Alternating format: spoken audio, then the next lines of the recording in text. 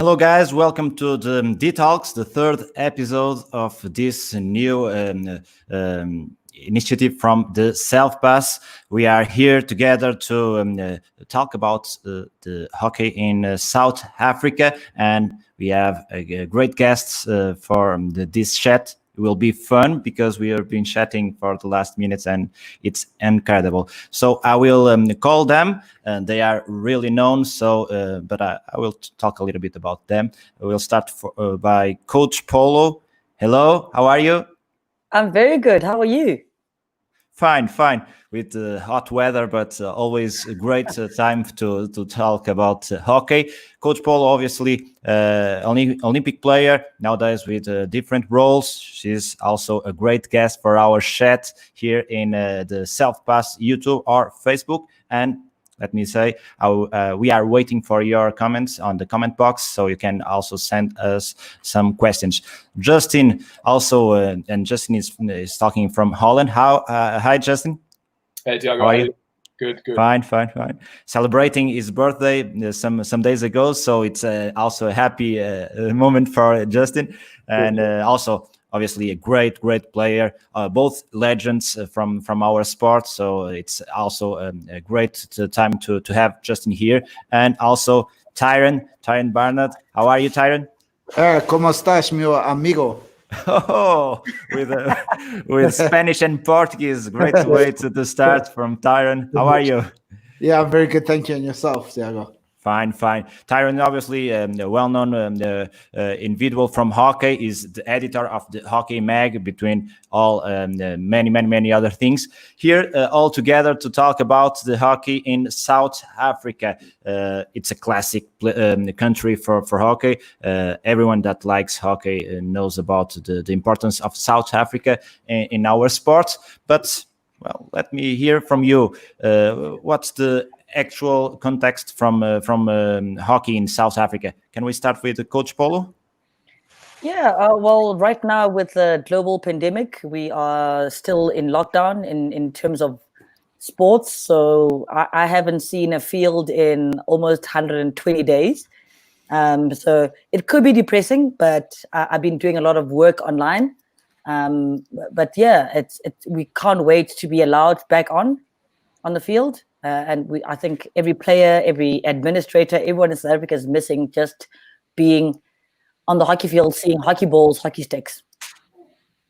That's the way that the hockey in South Africa is going by. Before going to Tyron, Justin, you are in Holland. You are a South African, obviously, but you are in Holland nowadays. You've seen the pitch more recently than Coach Pholo? Yeah, definitely. So yeah, obviously a very, very different situation here in the Netherlands. The lockdown essentially ended the previous hoofdklasse season pretty quickly. And yeah, it kind of full on cancellation of the season. But a couple of weeks ago, we got to go ahead. It started off only with juniors, so like the really young kids, I think under the age of 10, if I'm not mistaken, maybe 12. We're allowed to train again and be back on the pitch. And then the senior players were allowed to train, but at a distance, 1.5 meters away from each other. And then those rules were scrapped, if I'm not mistaken, the 1st of July, where everyone is allowed back on the pitch, full contact training. And I was able to take part in a few trainings like that as well. So, yeah, nice to be back on the pitch, obviously. A bit strange after having a season cancelled out of nothing. And to go back to training where you actually don't really have a point of training at that point. It's literally just to get back on the pitch. But what I did notice, obviously, was the excitement from everyone to be able to run around again and, just be on the pitch. And not necessarily the hockey aspect. It's more, I think, the social aspect. And that's the thing about our sport, which is so great, is that it is a social sport. It contributes so much to people's lives on a social level, not just on a Yeah, that's also an important topic, obviously, from our sports. Tyron, about you, covering hockey, it's not always easy in these conditions, even less. No, not at all. I think obviously the first and foremost is there's a huge level of frustration for many people. They just want to get on a field, get healthy. Justin said it really well. Our sport is a social sport, so it's not only the fitness side that's been taken away, it's the mental health that comes from seeing your friends, having a beer, having the fun session afterwards. That's been taken away. And it's a really difficult time, and I don't think any decision has been made lightheartedly. The decisions have been made for people's safety, but we definitely are missing the game here in the country, both indoor and outdoor. Really, we can't wait for it to come back, but we know at this point in time, hockey is unfortunately not the forefront on politicians' mind. They've got other things that they have to worry about right now. Yeah, obviously. Let me just tell you again that we are waiting for your comments. We have some here already from Bernardo. Great to see you guys. Also from Jack Thoninson saying, great cast, well done, self-pass. And here from Andy Bernstein, hi Pholo and Justin. Let me say that obviously this is a great cast. Bernardo took care of the contacts, and he made a great job gathering this cast that we have here today. Tell me a little bit how it's going in South Africa regarding hockey, the number of athletes, how the competition goes, which type of competition that we have, because far away from South Africa, we understand that it's taking care different ways from what we are expected to see and to know here in Europe. For instance, the indoor season, it's really well taken care in South Africa, in my opinion. But tell me about it, because you know a lot more than I, for sure. Yeah, well, I can definitely speak about Pro Series Indoor, as I have worked a little bit with them over the past 3-4 years, and have managed to see Justin actually play some indoor hockey for the International All-Stars. So we have a phenomenal indoor structure in terms of both a school level, because we don't really have a lot of school indoor hockey, but we have this Pro Series Indoor. And, you know, every year we have a national festival in July and August for the younger kids, and November, December for the older kids. And you're looking at 3,500 kids getting together in one space to play indoor hockey over 4 or 5 days. Highly competitive, highly structured, and big pressure tournaments. We probably lack a little bit in terms of the just out of school into senior provincial. Not lack a little, but that's probably our biggest gap, both in indoor and outdoor. That transition is a very difficult place.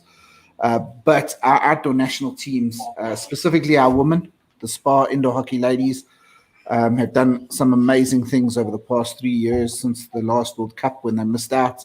They've gone and traveled around the world, played 15 test series, and won 13 of them, including against Switzerland and Poland. So indoor hockey is a very big part of our fabric here in South Africa. But ultimately, outdoor hockey is still the pinnacle, because an Olympic sport is always going to be the pinnacle. Yeah. And you don't have two better people than the two guests here who are both Olympians to tell you about that. Let me hear. Who wants to go next? Next. No, the thing is, we look at South Africa, and like you said, Thiago, you from Europe, and you know South African sport as maybe our cricket team and maybe our rugby team, and in the Football World Cup, obviously a big tournament. But so many more people play hockey at junior level than they play any of those other sports.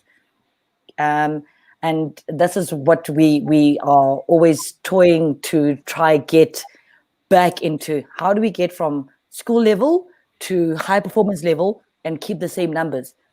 But hockey is big in South Africa, especially at high school and junior level. It's huge, and there's so many opportunities for a lot of coaches, and that's why I love, now that I've been part of coach education, I see how many youngsters are trying to become qualified coaches, and that's, for me, is because you start from the top. If you have a good coach can influence so many players, and then it just starts building. And then when we go to Europe, where Justin is now, we can have a better product that we're giving to Europe. Justin left 10 years ago. Marsha Cox left almost around the same time. But those are special players. And we're trying to build more players that can be seen as special. And that's where I think South African hockey is going in terms of building good coaches that can create a really big pool of really amazing hockey players. I think here big words from Coach Pholo for you. Yeah, no, definitely, and it's a topic that I've toyed with obviously for the last 10 years of my career. I came over originally to play in Europe because I wanted to improve my skills for the national team in South Africa.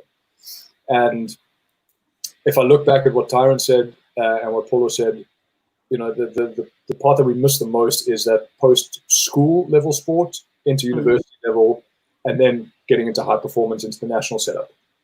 The problem is everyone plays sport at high school. It's compulsory almost. It's encouraged, and it's part of the fabric of South African schools.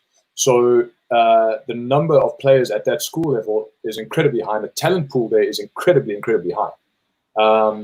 From my experience of playing around the world, I think it's equal, if not better, sometimes than some of the top countries in the world.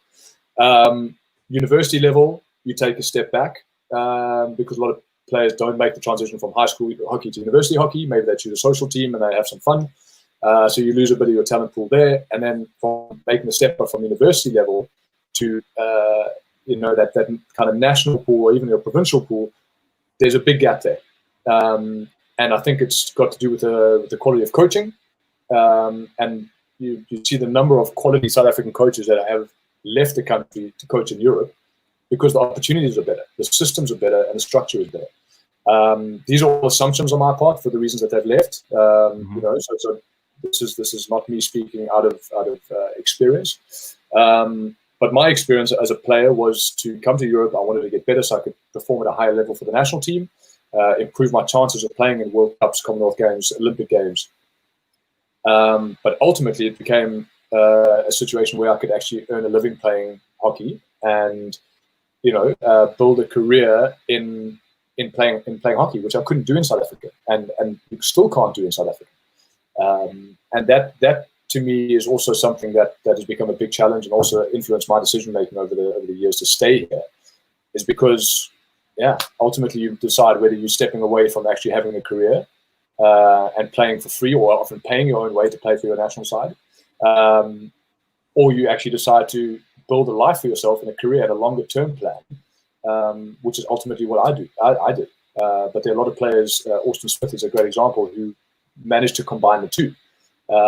So it's not impossible, but it's very, very difficult to do. And I found it really, really difficult to commit to playing for the South African national side, because I felt like, well, I'm employed here, I'm getting a contract, and this is where my work is.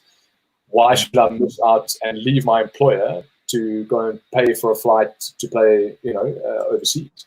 When that wasn't covered, where everybody else playing international hockey in the world was getting their flights covered and their accommodation covered. And that's something that to this day I still struggle with. And I think, Pholo, you will have had a similar experience, and Jabu, you've written about players, experiencing this for their whole career as well. And it's not going to change anytime soon, but it's definitely a massive influence on, I think, the quality of our national teams, and also the quality of the talent pool that we have available back in South Africa, because there is no way of making a career. Well, it's quite interesting that Justin raises that, because, Pholo has quite brilliantly said that we really want to get more of our players over to Europe. We want to get more of our players playing over in Europe and playing in the top hockey leagues and raising their exposure to the best. But in doing so, we need to find ways of being able to bring these guys back to play for the national teams. It's so unfair. It blows my mind. For the 10 years I've been covering hockey in South Africa, excuse my son. I've been covering hockey in South Africa, that players are called up to a national team. Now, I get, if you have to pay to come back for a provincial team, I get that. That happens. But you're playing in the national team. You are the best 16 players in the country. And we can't get sponsors, but we can get sponsors for schoolboy teams. We can get sponsors for schoolgirl teams. We can get sponsors for clubs teams. And that's something that I can't grasp, how a corporate hasn't come on board and joined the party, and how we haven't managed to look after these athletes as well as we should have.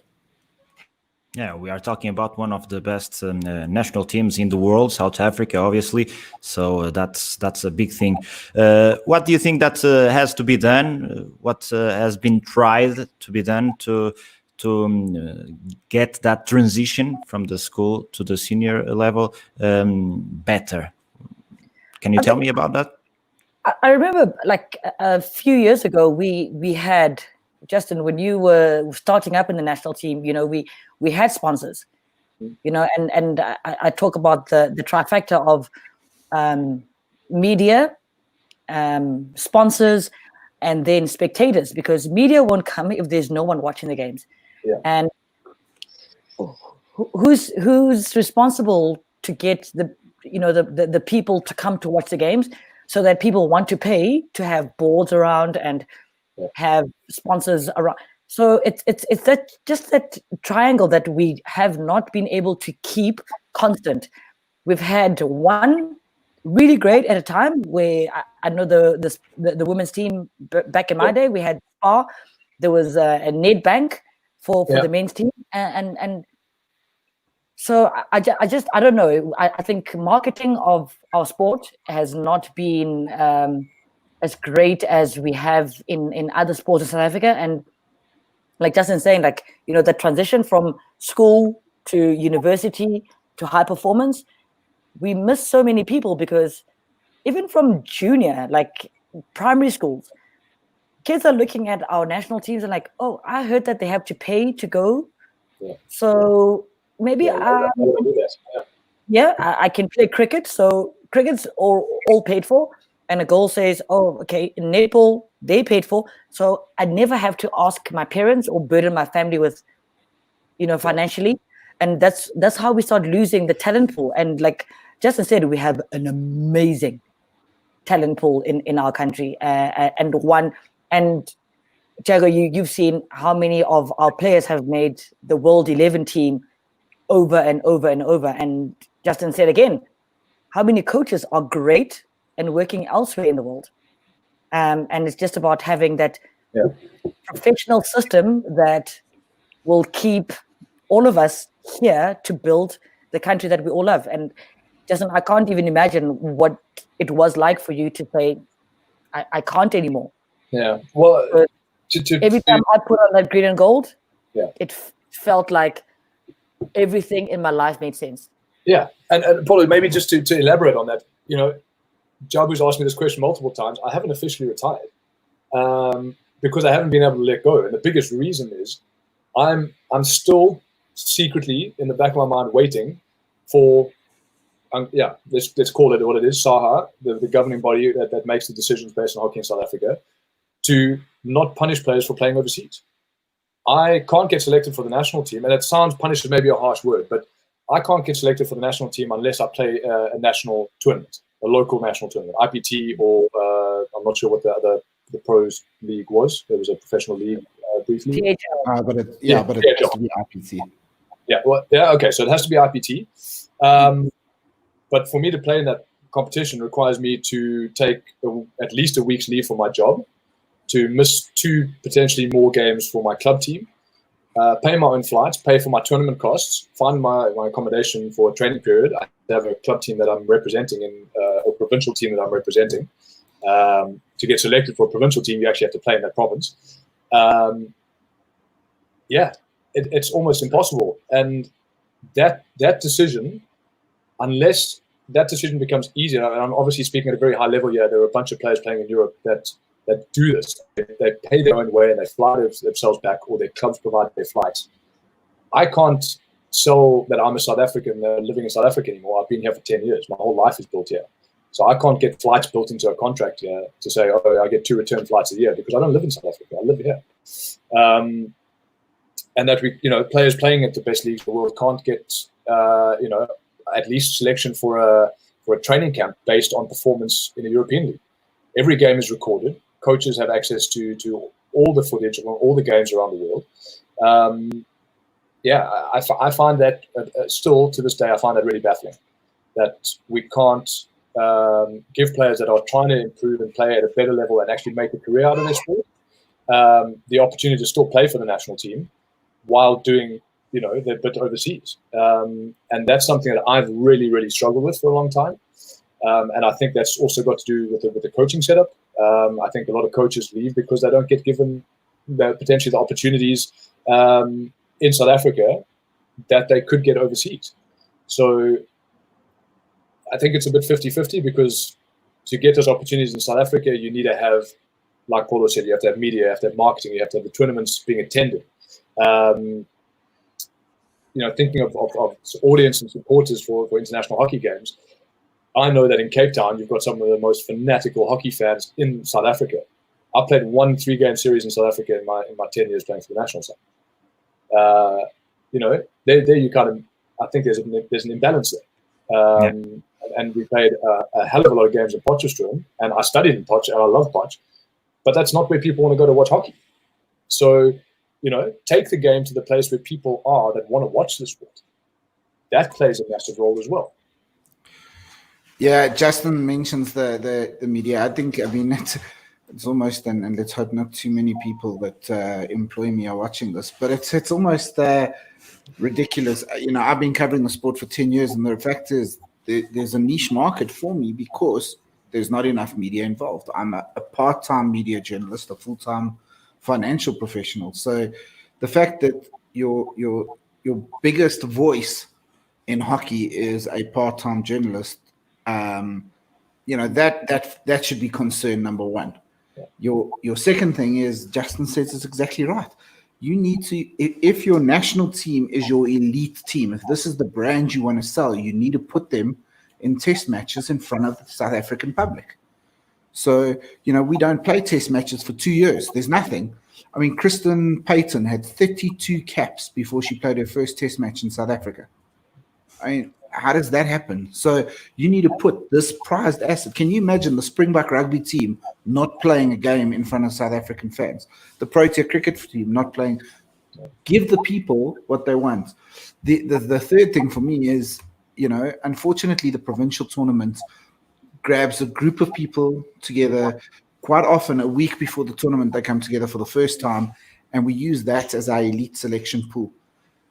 I've watched. It's ridiculous.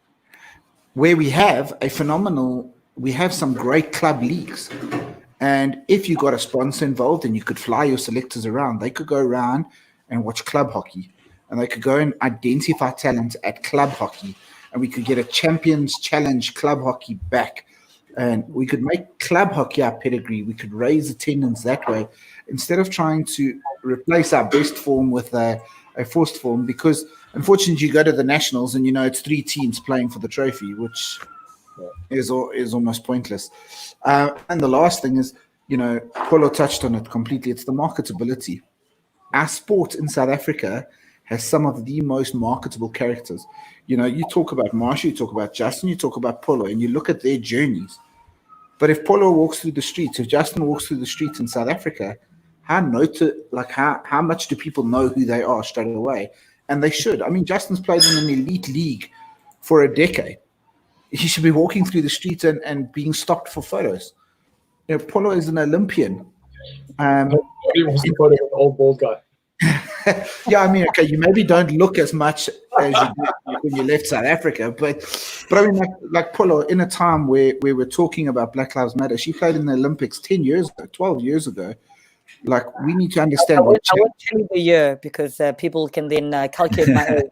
No, but I mean, you played at the Olympics when you were just 14 years of age. So, but we should be saying to Pholo, tell us your experience, teach us, because obviously you face challenges, but there's so much marketability in hockey people in South Africa, and we just, I don't know, I just feel like for a long time we've avoided it, and that's why we're trying to go with Hockey the Magazine now, is we want to start telling these stories on a bigger platform, on a more combined platform.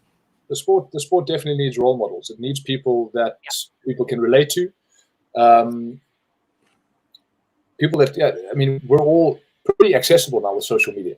And, I have conversations, I don't want to say regularly, but, there are kids from South Africa that reach out and ask questions and want tips on drag flicking and stuff like that. And I still get goosebumps every time I get a message like that, because for me, it's like, I can help somebody and I can inspire somebody from the other side of the world.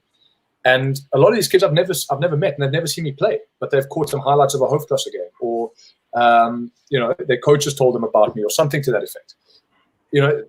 People are still, kids, especially in South Africa, and this is very different in the Netherlands, kids don't get as excited about heroes here. People don't come and walk up to a hockey player and go, oh, that's Billy Barker, can I have your autograph? It doesn't really happen unless it's like fixed at an international game where they've got a road that they can walk down and all the players are standing there signing autographs. Amsterdam's a tiny town. You can bump into one of the internationals literally, every 5 minutes. You're going to bump into someone that you know. In South Africa, you need to have those types of people available and accessible and visible. And they're not visible because they're not playing at the right times. They're not seen in the right locations. The stories aren't being told. Mm-hmm. We're missing that. That marketability is the easiest part. That is the simple, basic stuff that should be happening all over the place in hockey. One word you said. Sorry to cut you off there. Relatability. I think in the top 4 national sports in South Africa, I think we are the most relatable to everyone because we are not millionaires from what we do.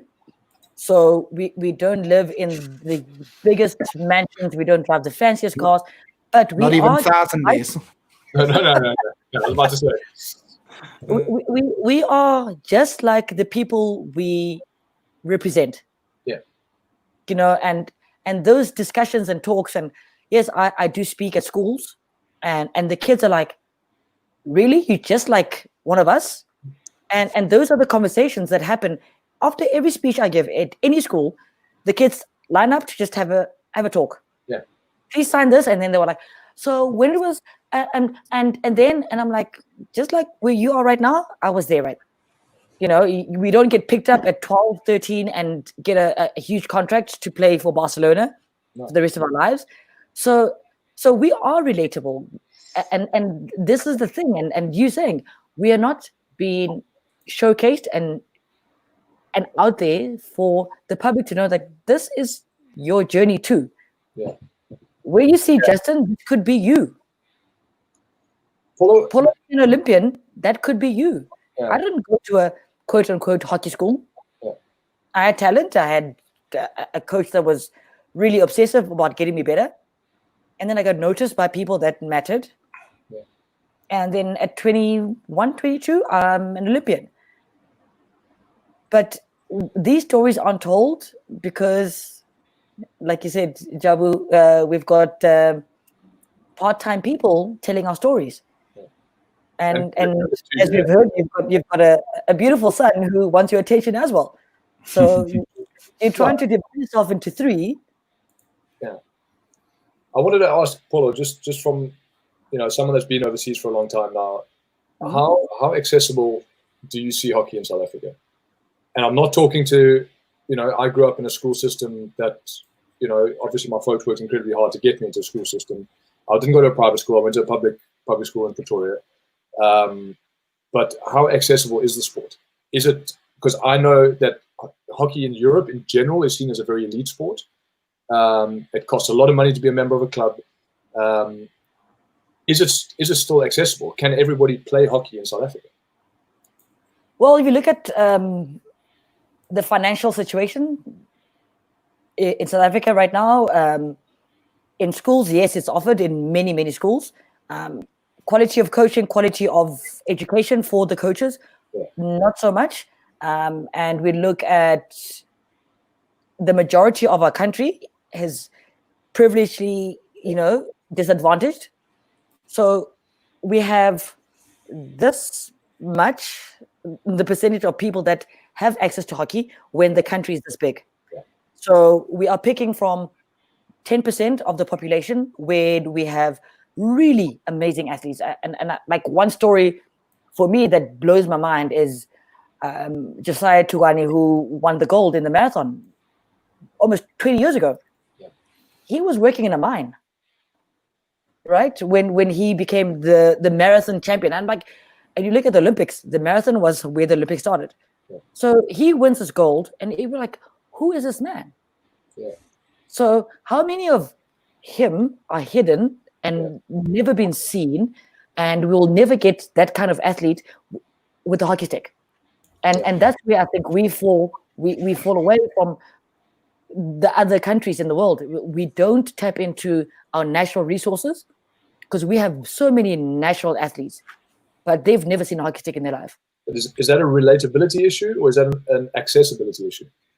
I was going to say, just I think it's what's great about that question is when you ask the question, can anybody play hockey in South Africa? The answer is actually yes, anybody could. Yeah. Okay? But far too many people would have to work far too hard and spend far too much to be able to have that right.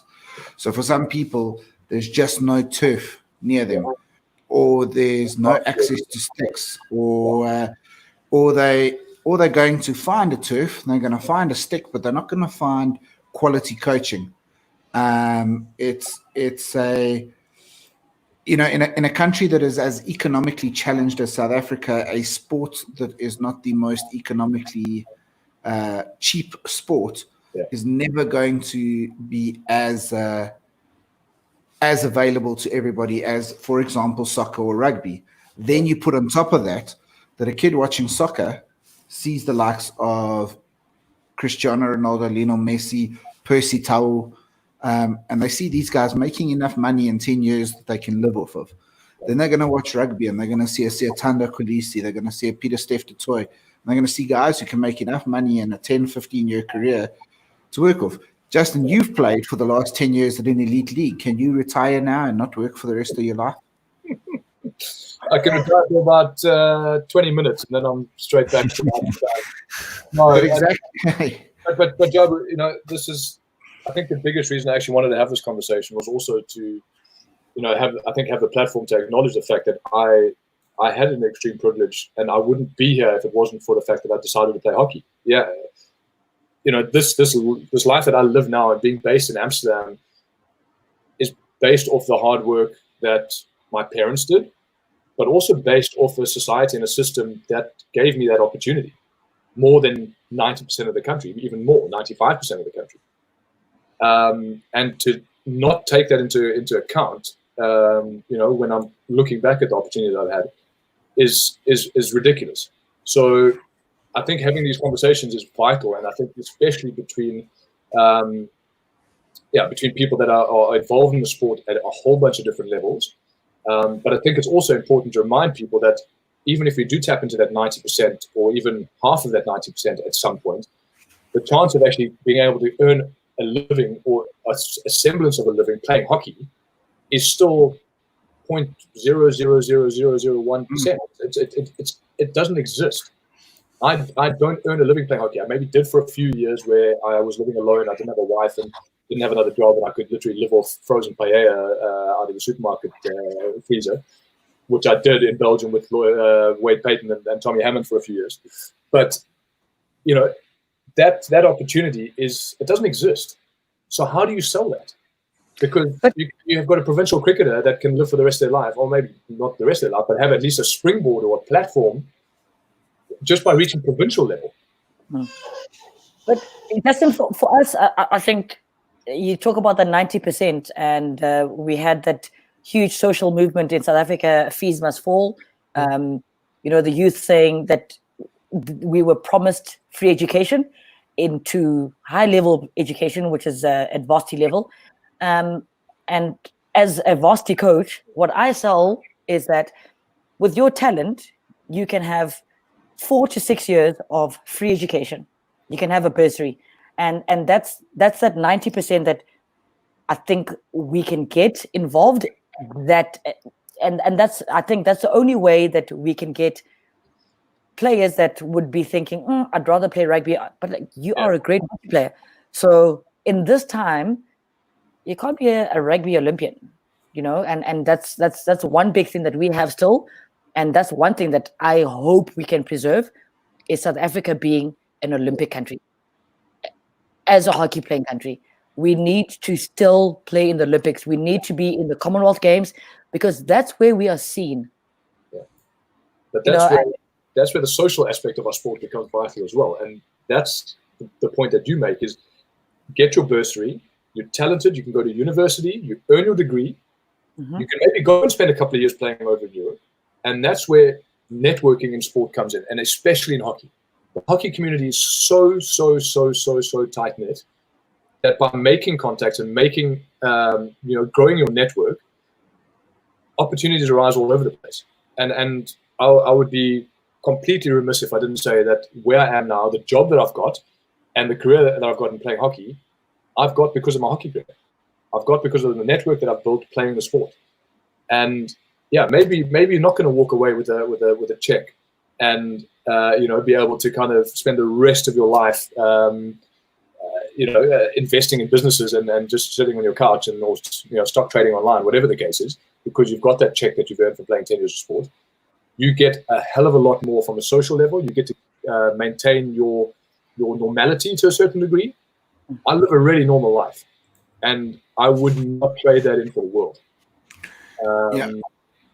Yeah, just what I loved there was that you said is so obviously the current thing is we've got a quality school level.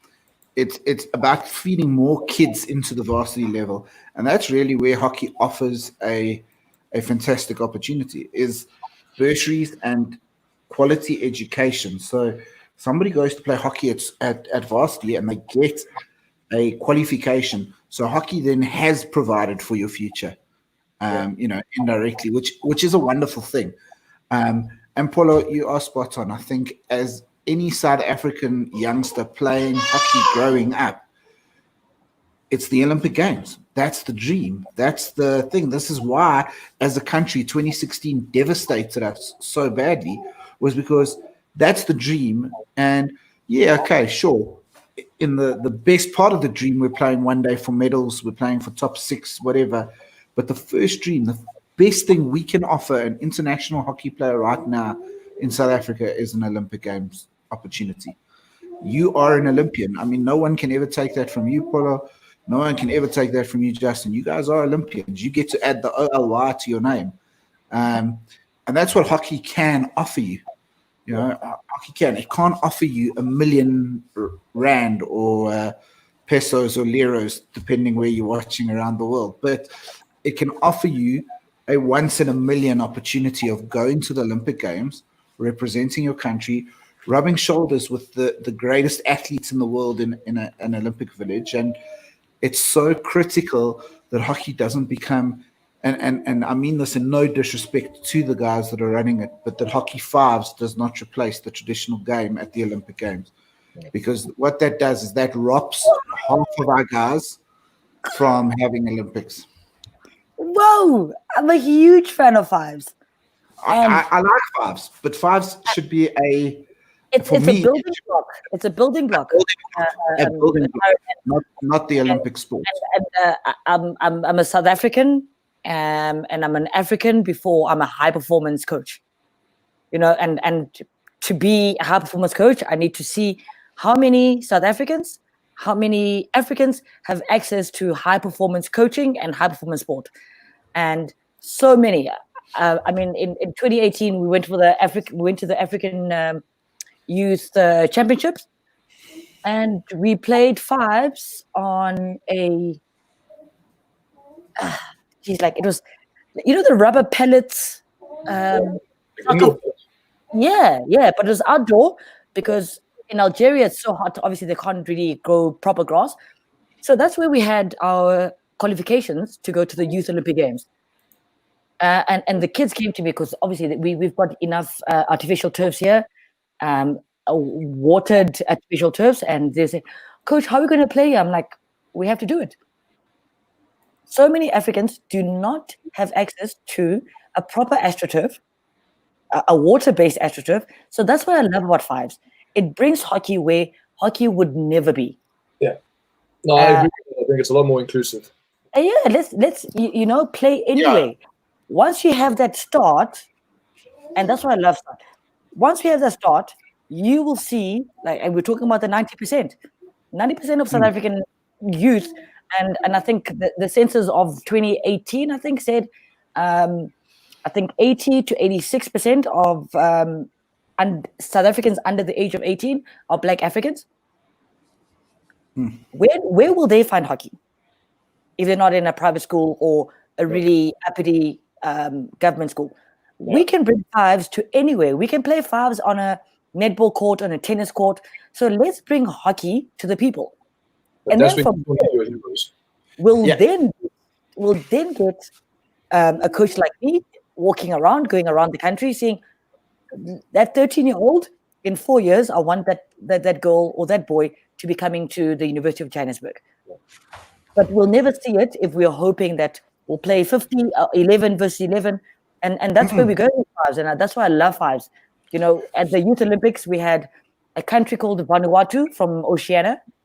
I didn't even know about that country until we had to play against it. But let me just say, sorry, Paul, sorry, Tyron, just say one thing that this chat has been amazing so far, and we have a lot of message, a lot of questions. We have here a special guest in our chat box, Julian Hikes, and he's asking, can we ask question here? For sure, you should ask question, and we have a lot of questions, but you see the conversation is so good. But I think Tyron was speaking about having fives as an Olympic sport and not the 11 against 11. What's your opinion, Pholo? So the point I was making is I love fives for its opportunity to develop, and I think Pholo said it really well now. It is the most inclusive version we can have.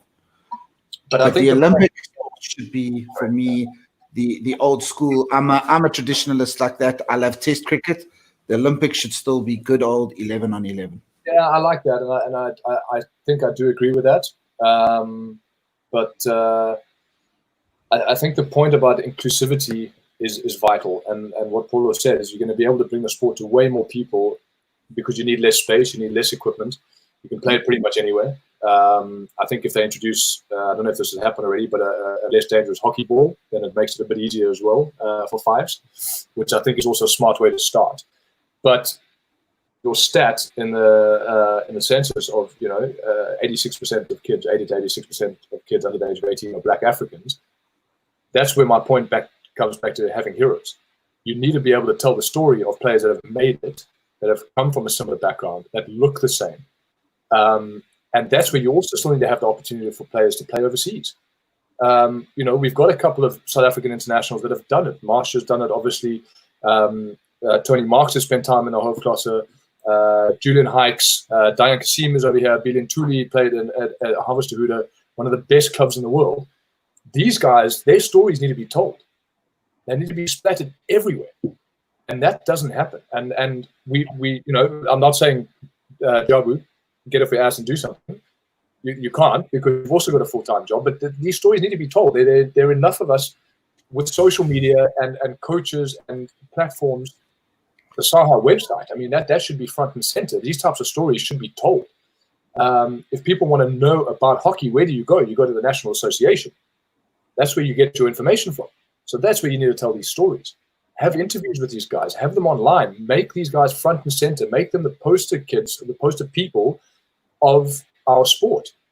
Because that's where you're going to grow that base. You're going to encourage people and stimulate people and inspire people. And that I miss. I don't get inspired if I'm looking at, and maybe this is a very personal thing, if I look back at hockey in South Africa, I don't get inspired at the moment. And 5 years ago, 10 years ago, that was very, very different. Anywhere you looked, you would be inspired by the level of the sport. And maybe it's because I've been out of the loop for so long. But I watched the Pro League, PHL. I struggle to watch that, personally. And Paula, maybe you'll have a very, very different opinion on that. But I think PHL was a great idea, and I think I just think the execution hasn't been to, we're trying to showcase our sport, and many people have asked me, Pholo, you commentate at PHL, why aren't you coaching? And I'm like, it's difficult to merge high performance and development and youth and like national players at the same time and really give a good product for the media. And that's where I think, our best players play at IPT or the provincial tournament rather than everyone at PHL. So maybe if we have media or like a broadcaster, maybe let's look at the provincial tournament, because that's where we have more time to prepare and we have a better game, strength versus strength.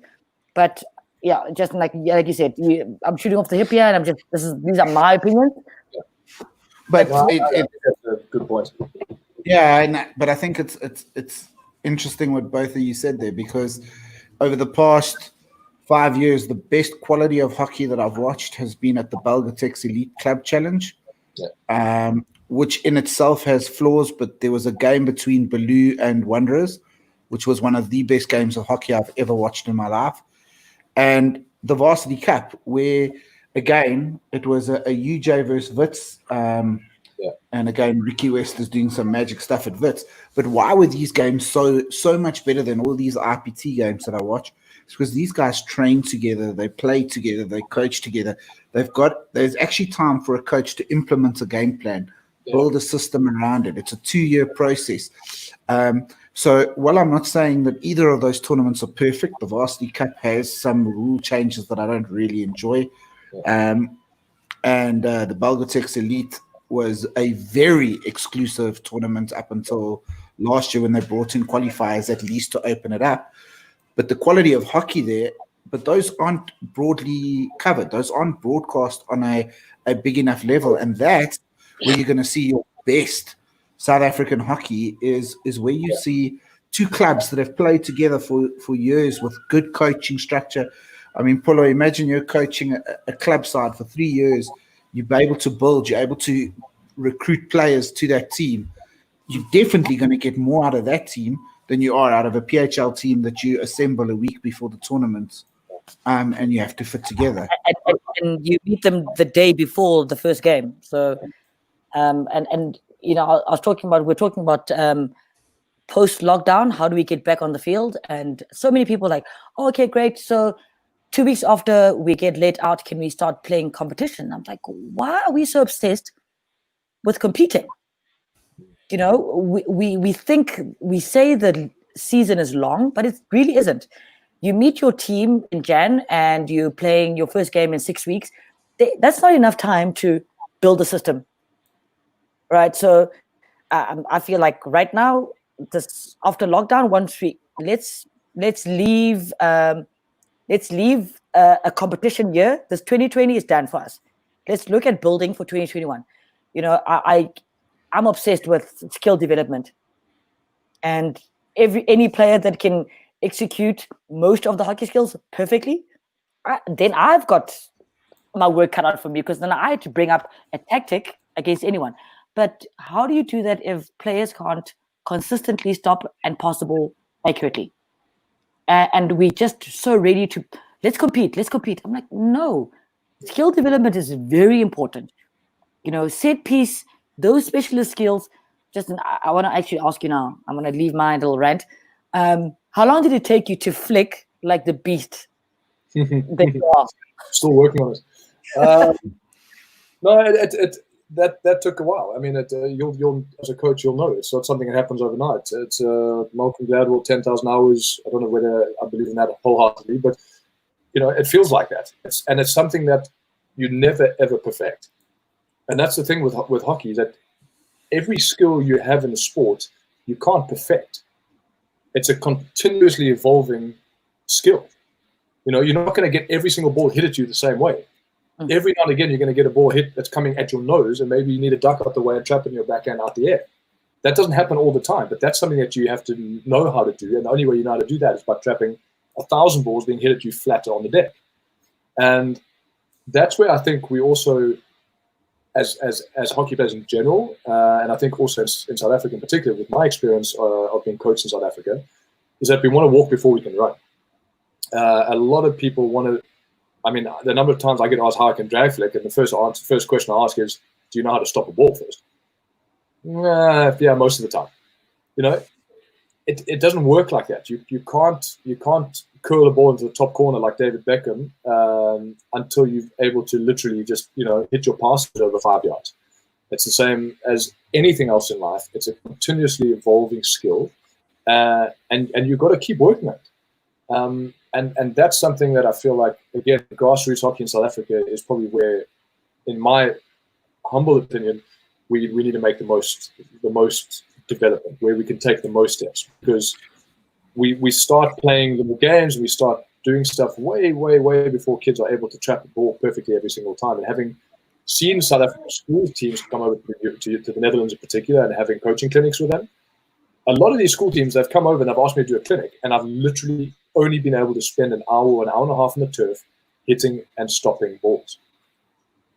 And then what are you doing coming on a school tour to Europe? With all respect. Thiago, are we recording this? Because I think that little piece is what I'm going to be sending out to a lot of the coaches in South Africa, because just absolutely correct. Like, we want to just let's play against each other. Let's compete. Why? We are so obsessed with winning. And yes, it's fantastic to watch the Springboks win a Rugby World Cup. And you want to have that feeling and what you imagine that feeling to be like. But I look at under 12s having a provincial or district competition. I'm like, why are we looking at winners and losers at an under 12 age group? If I had to run like a school's program, I would say to the coaches, maybe 2 months before this competition, we are looking at how many forehand passes we can connect. And you have people from, like you said, from your old varsity Northwest there. We've got people taking notes on how many forehand passes went past the left foot. And then at the end, we'll say the team that made the most successful passes was Team A. Congratulations, you are the pinnacle team for us right now. Yeah, it's changing the definition of winning. Why are we winning? Because you have an 11-year-old that can hit the ball from top D to top D, one that can trap the ball and score. Yeah. And that team wins the game. So I think one of the players don't touch the ball. Yeah. But one of the causes is this absolutely absurd schoolboy ranking, schoolgirl rankings. I think it is the dumbest thing in the world. And if they're watching, I think it is the dumbest thing in the world. Our schoolboys and schoolgirls do not need to be ranked. We do not need a ranking system on who's the top school.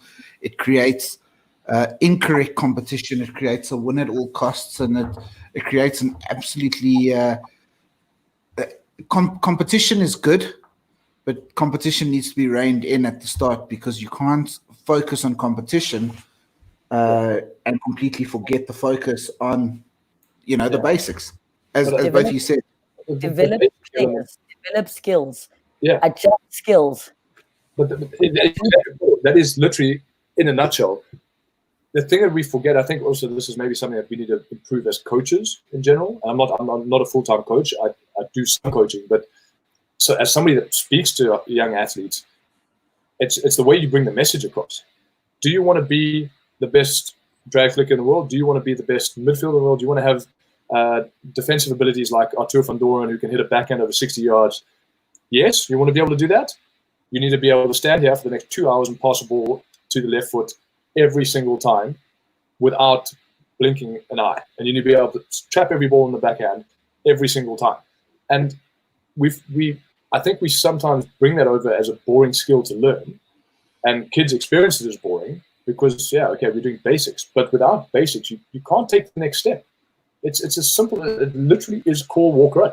So if we can change the kind of the way that basics are experienced by the kids that we're coaching, this is a means to an end. If you can do this, then you can do this. And if you can do that, then you can do that. From there, you can get to this point. I love the fact that the sport is getting open and creative and self-pass. I mean, you guys are the leaders when it comes to creativity in our sport. But you guys also, somewhere along the lines, had to learn those basics. And I watch your guys' videos. I've seen you guys on the turf. You can also hit a ball perfectly. You can trap a ball. You can hit a backhand flat. You aren't just guys that can do tricks. And that's the message that we need to start communicating better, in my opinion. Guys, let me because you've been talking about things that has to be better in South Africa hockey, but obviously because of the level of the players that you have and had, the level of the coaches, something has to be good, well done in hockey in South Africa. I would like also to know what do you think that it's great in South Africa hockey, and how can you get those type of individual players and coaches, because they are awesome. They are some of the best, like Coach Pholo, like Justin, and well, something has to be well done so you can achieve what you already achieved and what you are going to achieve still. I think for me, we have a culture of flair and a lot of love for the country. So when you start, like we're talking about the Olympic Games, I knew at 8 years old I wanted to be an Olympian. I didn't know what sport was going to be. I saw it on TV, and I thought that's where I want to be. That's the athlete I want to become. So every time I was on the field playing football, playing tennis, playing whatever sport I was doing, I thought I want to be one of the best. And I think that's a mentality that most South Africans have. And like I said, it's great that we see our international other teams, the rugby team winning the World Cup. That's something that's innate in us. And once you get a good coach that is really connected with the critical bits of skill development and building players, it becomes quite easy for us.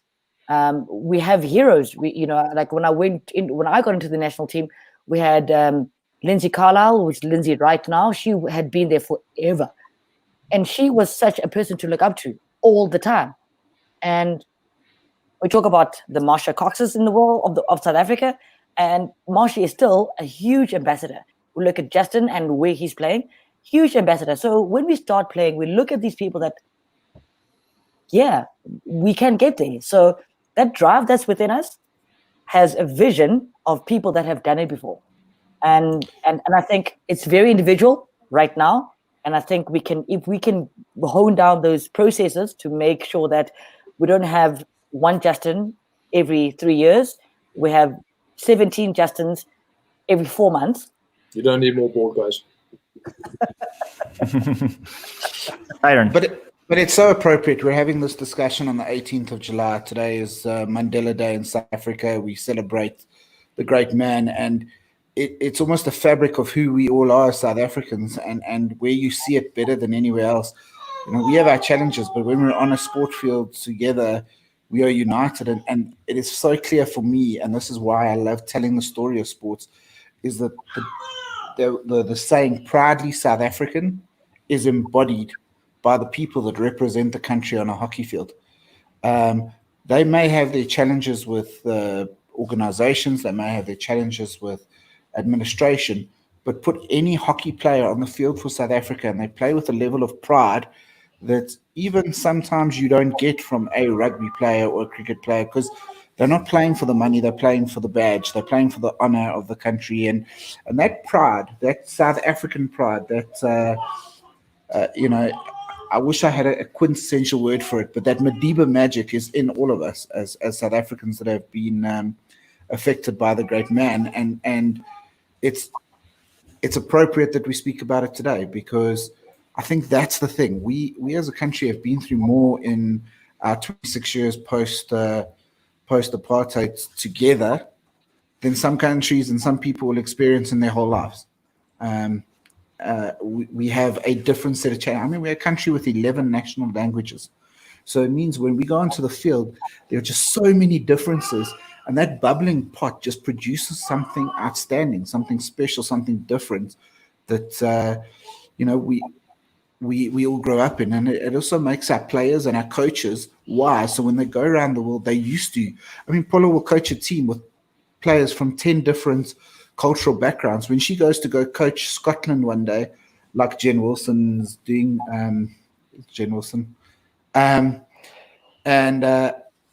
she's going to deal with maybe Glaswegians and the rest of Scotland. They get a bit different, but you've already been brought up in this environment where you have to deal with all these differences, and you've excelled in it. You go and someone's like, "Oh, we want you to come over because there's 2 or 3 cultural differences." You're like, "What? Easy." So our complete difference from each other. Yes, thank you, Sihle. Yes, is just what takes us to that next level and allows us to actually sometimes perform far better than we actually should do on the international stage. I'm not South African, guys, but I'm with goosebumps from hearing you speaking about your own country and your hockey. So, Justin, now you. I've got something to add, and I have to say it because everybody will agree with me. South Africans, especially hockey South Africans, are hockey nerds. All of us are. I mean, I'm sitting here on a Saturday evening. I left my own birthday party to come and have this conversation. I'm a hockey nerd, and I'm proud of it. And I look at the names popping up on the screen with comments. They're also hockey nerds. And the messages I'm getting on my phone are from hockey nerds. We're people that are so passionate about this game. Every single time that there's a school tour coming over, the number of people that come over, whether they understand the game or not, they come over, the parents come over, they become hockey nerds. South Africans are so passionate about hockey. It's incredible to see. And they want to learn. They want to get better. They want to be the best. That is something that's inherently South African, is that feeling of I need to work harder than the rest. I need to do more because that's how I get to be the best. And that feeling is something that embodies hockey in South Africa to me. I wouldn't be the person I am if I hadn't grown up in South African hockey environment. And that's something that I'll never lose. And I'm incredibly, incredibly proud of. And you're not alone on that. So let's go for a little question that we have here, because we have a lot of questions in our commentary box, which is great. Thank you all of the guys that are writing us. For Justin, who was the one of your best South African coaches and why? Jack Thunstein. Jack, very, very good question. You're going to obviously want me to say Austin Smith, even though he wasn't my coach. He pretended to be most of our tours. No. Jack is, I think it's really hard to say. I've worked with some fantastic South African coaches over the years. I think the one that probably developed my career the most and the person that I spent the most time with, I think from a development perspective, was Paul Eddington. That's not a name that anybody will not recognize. I wouldn't be where I am today if it wasn't for the faith that Reid put in me when I was a 19-year-old and throwing me into the national team at the Com Games. I still feel like I owe my entire career to him. So, definitely Paul Eddington. Also here, a message from Reinhard Blocker saying sad that South Africa lost out on a player like Justin, and South Africa didn't lost Justin for sure, and he spoke about that already in this chat. Let's see more questions because we have a lot. I have here one from FH Empires. Thank you, FH Empires. Is also doing a great job online everywhere. Here for Pholo, can Pholo expand on why we can't play indoor, already massively popular in South Africa, on netball courts or tennis courts, etc. And point being, indoor hockey doesn't need to be played inside and needs the same amount of equipment as fives. And remember, Pholo played in an indoor hockey World Cup, eh? I did. I was knee high, and that Austria World Cup in 2007, I think. I look at the pictures there, and I'm like, "Who are you? Who were you then?" we can definitely play indoor on basketball courts and netball courts and tennis courts outside. And like Tyron is saying, it's not a sport that is pushed as much as the outdoor game, especially when we can play the outdoor game. So again, we look at how we market our sport, how we position our sport, and the differences in our sport. So fives has come in now, and I think the FIH did announce something in 2023, Fives World Cup. So we're looking at when and how we can do that. And this week, I think 2 days ago, we saw that The Youth Olympic Games have been moved on by 4 years. So it's just about, I think our hockey calendar is also getting rather busy. And it's when do we do what and where and how, and now we need to finish the Pro League. We need under 21 World Cup qualifiers, and we need to have that under 21 World Cup happening in 2021. So when does this all fit in? When you've got, in many big important countries, a majority of them under 21 players playing in their senior national teams, and now we've got Tokyo 2021, and then end of the year we've got the Junior World Cup. So it's a lot happening in the hockey calendar, and we only have 12 months, right? And don't forget the Indoor Hockey World Cup, currently still scheduled for February next year. Has not been postponed. I personally don't think we're lacking indoor hockey infrastructure in South Africa. I think it's incredibly well catered to. Whether it's play outdoors, I don't know if it is personally. Well, I was fortunate enough in 2018 in August, I went to Harare with the national team. I went to Harare and we actually had a national series between South Africa and Zimbabwe. Played on a tennis court that had just a Belgatex floor laid on top of it, and a big marquee tent on top, just because we played at night and during the day. And it just made me realize that, sometimes our barriers to entry for hockey are self-made, are made by hockey people, not by anybody else. We're stopping our own people from playing by saying, no, go into a hall, go into here. Man, there's a piece of concrete, go and play your hockey. There's a piece of grass, go play your hockey. One of the greatest coffee books I ever saw was soccer fields around the world, and just where people play soccer, literally in a car park, in a park, on stones, near mud, on beach, wherever they play.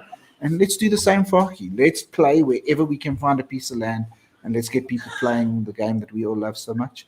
Tyron, we often also limit players on what type of hockey they can play. You get boxed as an indoor player or an outdoor player, or now a fives player. So if I can make the time to play all three, best believe I'll make the time to play all three. But I don't want my coach saying, no, but don't play indoor. But out of interest, which would you have classified yourself as, Pholo, if you had to? I don't want to box you in, but which were you? Were you a outdoor, a fives, or an indoor player? I wish we had fives in my time, because I think I would have been a fantastic goal scorer there. But yeah, I loved indoor, provincial indoor, national indoor. Yeah, it was great. I loved it. But once we started introducing 3D skills, I loved getting the ball off the floor, moving the ball in the air, getting the ball over the goalkeeper. So yeah, I'm definitely an outdoor specialist and maybe an indoor talent. I have tried to ask Justin to play indoor as well, but he still says no. Outdoor for sure. I'm not even going to pretend I can play indoor. We have here another question from Julian Hikes here saying, just a quick one, why does the Australia players come back for their national tournament and camps, but our players always think they don't have to? And he adds, Justin will remember what happened when we all went to a national camp before Beijing Olympics, and some of the older guys came back just to play Olympics, and we got left out. It was a bitter pill to swallow. Yeah, so on the first question, Butti, very good question, and it's something that I've discussed quite closely with a lot of my teammates. Fergus Kavanagh is one of my best mates over here, and obviously is Australian international, and they get paid, to play at that level. They have to be at the tournament to be selected, but they get all their flights covered, so they get flown back, they get looked after, they get put up in a good hotel. It's not a 1 week tournament. So obviously they're away for an extended period of time, but especially the Aussie internationals, they're getting paid to play for the national side. So there is a financial benefit to being selected and being part of the national team. I don't know the numbers, I don't know how much they're getting paid, but it's enough to make that a relevant decision. And obviously the fact that they don't have to pay for their own flights and accommodation and tournament costs and all that kind of stuff, that also makes it a logical choice.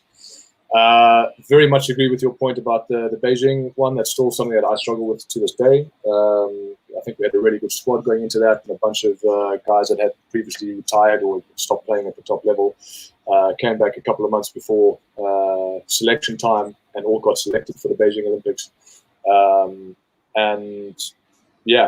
I agree. And that's something that definitely played a role in, I guess, I don't want to say my decision-making because I was never, ever approached to be involved in the squad again.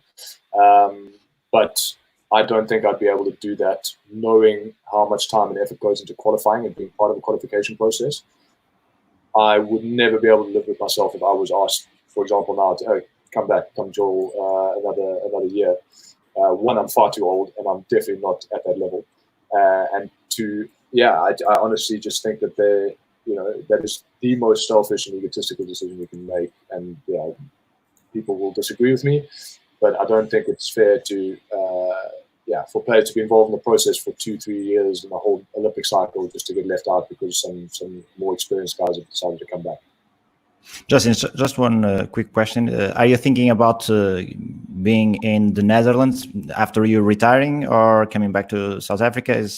Thought about that? So, at this point, yes. My wife, she's also South African, but we've both got full-time jobs here. Our son was born here. I think the setup that I have over here as somebody that I never finished university. I never got a university degree. And that's something that, is almost, you can't really acknowledge in South Africa if you want to get a job, oftentimes. And I've been able to build a career here based off, the work that I did as an athlete and my experience as an athlete and the network that I've built up. And I'm a firm believer that's possible. I don't think a degree on a piece of paper necessarily has to determine whether you're good enough to do something. So for that reason, I think my opportunities here are slightly better than what they would be in South Africa, coming back now. I like the lifestyle. I like the fact that I don't have to drive a car. I cycle everywhere. Public transport. You mentioned it at the beginning of the chat. And I've got to deal with the fact that I live in 70 square meters as opposed to maybe a slightly bigger house in South Africa. But I'm more active. I'm more outdoor. I get to the parks. I spend a lot of time outside, and it's something that I've had to embrace and had to learn to love. So I love coming back to South Africa, and we make an effort to come back at least once a year, especially now having grandparents and stuff back home. But for the foreseeable future, I think we'll be based over here in the Netherlands. Okay, so let's speak about the Olympic Games, because you all obviously been chatting about that, the importance for our sports, importance for the sports in South Africa, and South Africa missed the last Olympic Games with a decision from the Olympic Committee. It was a big loss, in your opinion, and how it's already been dealt with it for the next Olympic Games. Where are you? Yeah, so a big loss is probably an understatement. I think it's two things from our Olympic Committee. It's disrespectful to the sport in Africa. If they do not believe the African continent is competitive enough, then they should not allow us to enter, so that we block an African team from going, which I think is just absurd anyway. And the second thing is, it has devastating consequences because the new ranking structure wasn't in place yet. So not going to the Olympic Games costs South Africa ranking points that you don't make up very easily. Yeah. Now, ranking points, because hockey was stuck in a little bit of an archaic way, ranking points are so important because they affect your draw at competitions, they affect your invite to competitions, they affect your ability to be selected for things like the Pro League. It helps your marketing and your sponsorship ability. So to qualify for a tournament and then by the Olympic Charter to be able to go in terms of the Olympic Charter, and then to have that taken away by your own Olympic committee because they don't believe you can medal, is really not what the Olympic Games is all about. It really stands against it. So it was an incredibly disappointing thing as a proud South African fan. And I wasn't one of the players, obviously. I mean, if it was disappointing for me, it must have been absolutely devastating for them. Of course, certain individuals that were involved in that decision-making aren't involved currently, and the teams have been given the opportunity to go to the 2020, now 2021 Olympics. 21, and yeah, I think but still based on it still had to qualify twice. Yeah, but and I mean the girls didn't, and were devastated because they were now not going, even though they were African champions, before a good decision was made to allow them to go. I just, again, when we said it earlier, Pholo referred to that. I said to the biggest thing you can give a hockey person in South Africa, a national hockey player, is the opportunity to go to the Olympic Games, and to have that taken away. And unfortunately, in 2016, for a couple of players, that would have been the only Olympic Games they would have ever gone to. And that opportunity now, they will never be an Olympian. Pholo will always be an Olympian. Justin will always be an Olympian. So to take that away, just, I look back at it and I still can't quite fathom the decision-making behind that. Whether it was agreed with SA Hockey or not, that's not about me.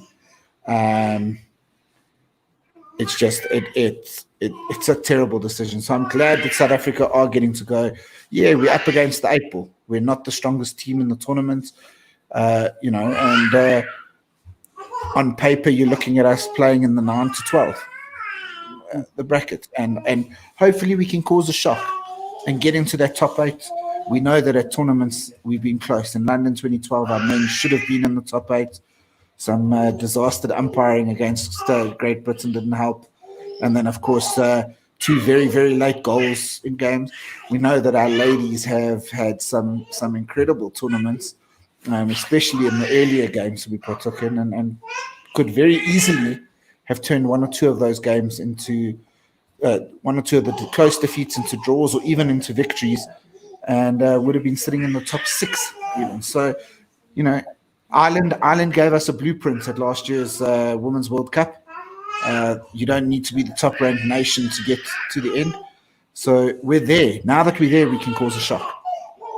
Tyron, let me just add that you spoke about, obviously, that's the best thing that you can give to a hockey player in South Africa. I think that it's the best thing that you can give to any sports athlete anywhere in the world. Maybe the football, soccer guys don't think like that, but even from them, it's a one lifetime or 2 lifetimes for the ones that are blessed with that experience. Pholo, you are speaking? Yeah, Jago, like you're saying, like the sports, and I mean, multi-million-dollar earning basketball players in America want to be at the Olympic Games. So if that doesn't show you the magnitude and the importance of the competition, I don't even know if we can call it a competition. It's an event. It's a life-changing event. Yeah, but Tyron, you were saying, we saw the blueprint from Ireland. But it's about having that blueprint and seeing do you want to replicate or better it, and I think the challenge that I would like personally to put to the national teams and national coaches is, can we do something special in Tokyo? And having worked with the men's national team right now, I know Gareth Ewing has done some really special things with this grouping, just the culture that he's built around the group that he has and the staff that he's working with is something that I haven't seen in a long time in SA Hockey. And I think for them, or for this group, it's only just going to be positive going forward. And if you say the women's Irish team did something special, I think the men's national team might turn some heads next year. It's obviously just finding that perfect 16 and making them work in synergy at the perfect time every second of the way. But I think the path that they've taken so far, I think we might see something special. Not that I'm trying to tell the rest of the world that the men's team are really well prepared, but yeah, I'm excited. I'm excited to see this team play in the next Olympic Games. Yeah, I think it's a really exciting group of players. I think going back to the original question of what the damage was from not being sent to the last one, I think there are a lot of players that you won't see directly, but a lot of people that already became disillusioned with hockey as a sport. And I think that's going to have consequences in the long term. You won't see it in 4 years. You won't see it at this Olympics. You might see it in the next Olympics. But probably after that, you're going to see a group of players that are going to go, yeah, why play hockey? And that comes back to, again, that decision of, okay, that's all I've got to play for, in theory, is playing at the Olympic Games. And I can't go. There's no guarantee that I'm going to go when we win the Africa Cup. Yeah, then why am I going to do it? And I think, yeah, there are going to be players that are going to go to, or that aren't going to go to Tokyo, that would have gone to Rio, that, have lost that opportunity and will never have it again. And those are the guys that looking at how I feel about my experience in London, I don't want to know how that feels. And that's something that I think a lot of people will really struggle with. Okay, two questions to end this magnificent chat. The first one is, what do you expect? What do you see on Arcane South Africa future? Yeah, I think you're going to see from the indoor hockey side, I think you're going to see some special growth. I think something special is happening there. And I think we finally are starting to harness the feeder system that is PSR. And I think you're going to see a South African team do very, very well at an indoor hockey World Cup very soon. I think from the outdoor, I think we have a long road. And if we don't secure sponsorships to at least fund the national teams, we are going to, unfortunately, probably stay in a pretty consistent situation. We have some good coaches involved, and hopefully we can keep them involved, but it's going to be very hard. If our coaches are very good, as they are, we see the likes of Ned coaching in Belgium, Revs in Great Britain. Our best coaches are going to get dragged away if we can't look after them here, and that's no discredit to them. So I'm hoping we can find a solution to keep at least our national teams funded. And if we do, I think you'll see some good growth from our national teams. I do think indoor is where we currently have a very positive upward spiral and have the pool of players and the feeder system that many other countries don't have. So there's a good opportunity for South Africa to do something special there. For me, I think, yes, I've been involved in the coach education sphere now for a while with the FIH. And I think where we're going and seeing the interest of South African coaches wanting to better themselves and upskill themselves, I'm seeing that in the next 4 to 8 years, we're going to have a better pool of youngsters coming in to the fore. And then it's then the challenge of who is your under 18 national coach, under 21 national coach, and your senior national coach. What can you then do with these players that have come up with really good basics? And I think we see Justin where he is, and he's talking about you can't run if you can't crawl. So I think that crawl, walk, run analogy, we are getting better and better at that. And I just like, for me, if every coach, even if you're a school coach, make sure that you're upskilling yourself so that every player that goes through you as a coach gets the best coaching that they can get. And then the next coach can then upskill them further. And you just start imagining what we start doing at Youth Olympic Games, the Junior World Cup, then the Commonwealth Games, and then eventually the Olympic Games. The hockey world's really become quite a small place because of social media and because of access to media. I remember when I was trying to learn how to drag flick, I'd recorded the 2000 Olympics and I was watching it on VHS. and going back and rewinding and watching the guys flicking and trying to figure out how to do it, and then going down to the turf and trying to do it like that. And I think the access that people have to hockey footage, to hockey conversations like we're having right now, to kind of hockey creatives, look at Selfcast amongst others. I think hockey in South Africa can only go one way. I think we've hit a bit of a deep point, and I'll be brutally honest with that. That's how I feel about it. But if I look at the groups going forward, and Tyron mentioned obviously indoor, I think Fives is obviously picking up in South Africa. But the groups that we have available, and the players we have available at the moment, the groups of players that I'm excited about, and I think groups that can do something worth remembering at the Olympics next year. I think the players maybe don't realize the responsibility that they have, because in retrospect, I don't know if I quite recognize the responsibility I had in London. But I'm hoping that they do recognize that responsibility is part of the process, is part of the package that they have.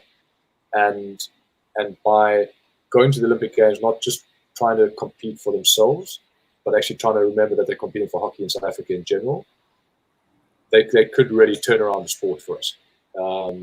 And if I'd had another opportunity to do it, I would have probably done it a little differently in Rio than how I approached in London. And that's not to say that I didn't play with everything that I had in London, but it's a slightly different mentality when you know that there's a lot more riding on it than just your own ego. I'm hoping that that's something that the guys are considering, and girls.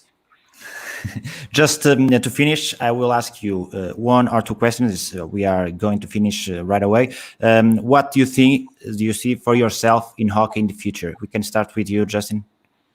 Good question. One more season of playing in the Hoofdklasse. I've just obviously signed a new contract. I'll play one more season.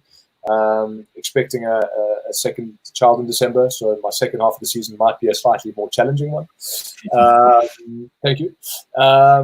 But I think I'll definitely stay involved, whether it's I guess mentoring people through Instagram and answering messages and helping kids learn how to drag flick, or being involved in one way or another. I don't think I'll ever leave the sport behind.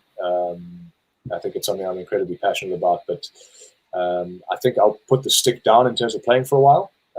Might work on my golf swing, play a bit of padel.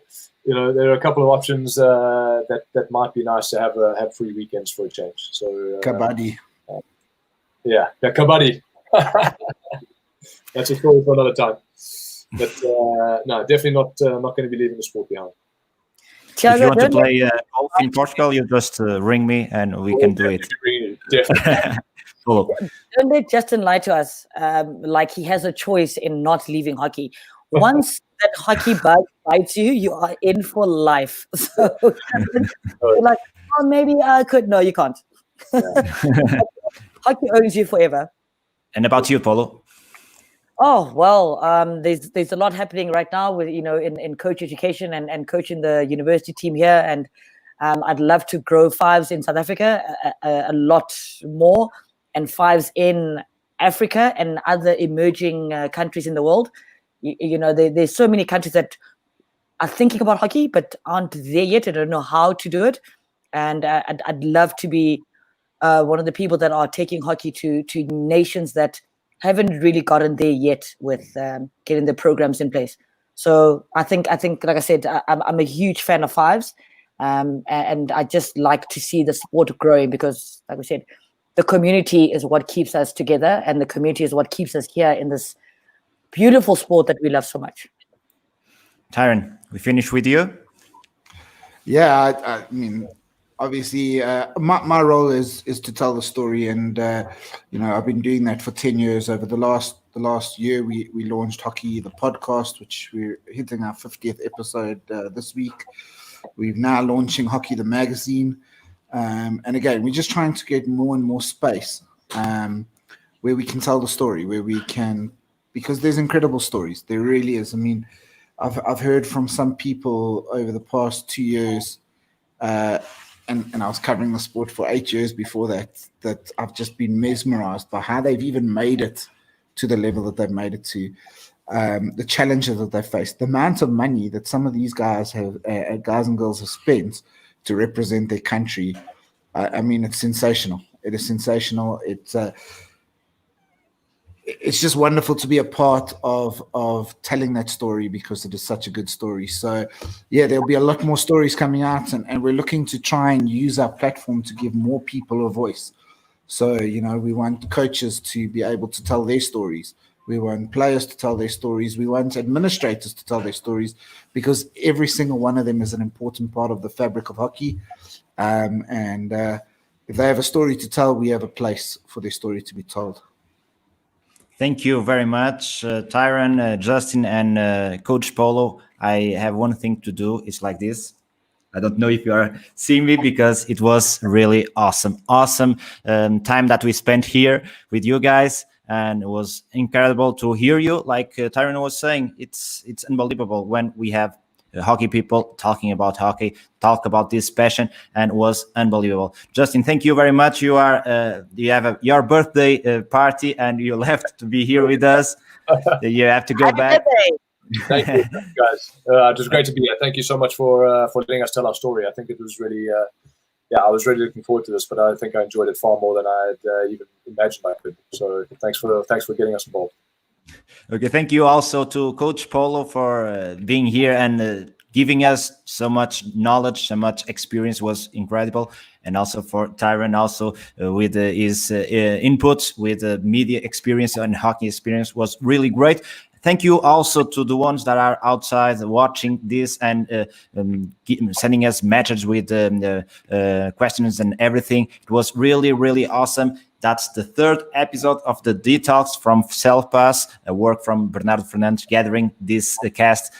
Unbelievable, was really amazing. See you next time. We'll be soon, and hopefully we'll be as great as it was today. Thank you. Thank you, Thiago. Cheers. Cheers, guys.